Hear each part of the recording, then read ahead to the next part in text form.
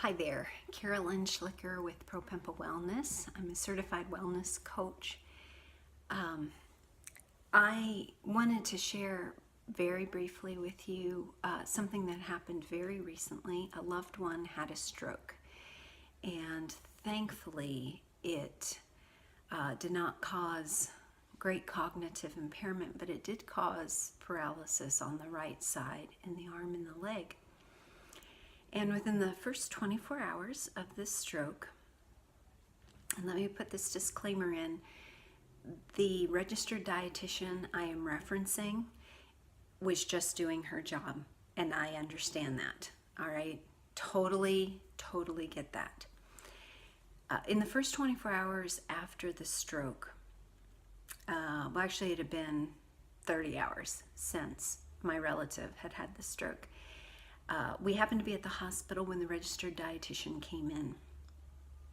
And I know why she came in. She came in because nutrition and exercise, but nutrition, her specialty, is something that is extraordinarily controllable. And what you eat can help prevent stroke and heart disease and a whole list of things, cancer, everything. And she spent about 10 to 15 minutes with my relative talking to him about ways he could make dietary changes. And she talked about substitutions using language like, for example, instead of using mayonnaise, you could select to only pick mustard on your sandwiches, and that would reduce your saturated fat. Or portion control. So, for instance, only having one hot dog, which is higher in saturated fat, that's okay if you want to eat a hot dog, but not having 2 or 3. That's really important. So everything that she was supposed to be doing, she was educating.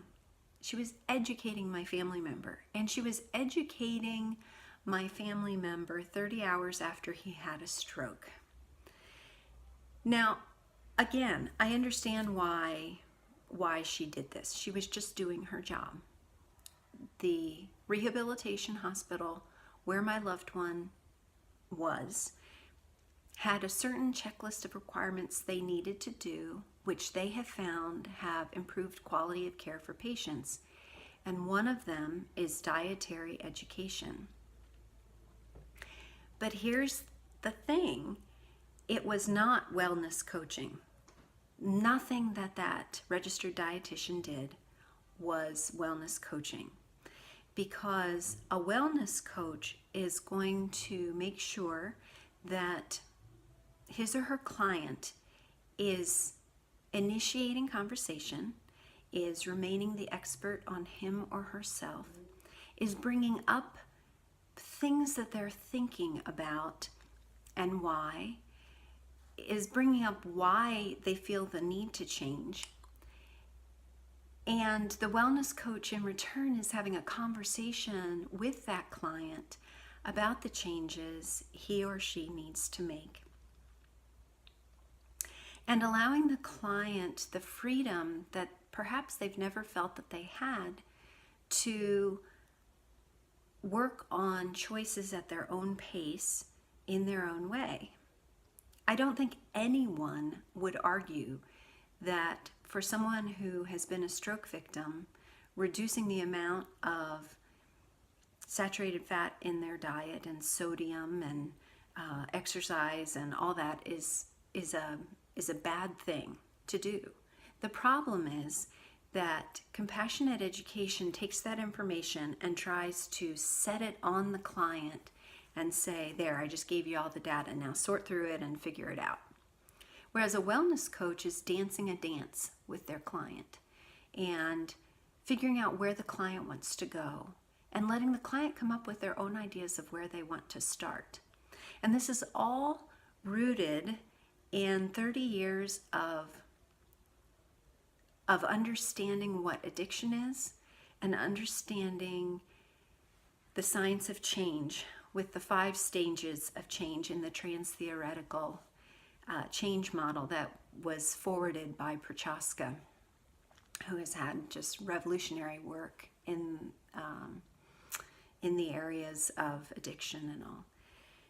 So again, this is just another comparison of the difference between compassionate education, because that registered dietitian really cared about my relative and doesn't want my relative to have another stroke. But she was not understanding that, first off, the timing of it wasn't the best situation, but also that my relative was going to be overwhelmed with all that data and was just going to dismiss it outright. Whereas if my relative could be coached, he would likely start initiating changes that over time would compound into a reduced stroke risk. So there's another difference between wellness coaching and compassionate education. I'm Carolyn Schlicker with ProPempo Wellness. You can find out more at propempowellness.com. Thanks.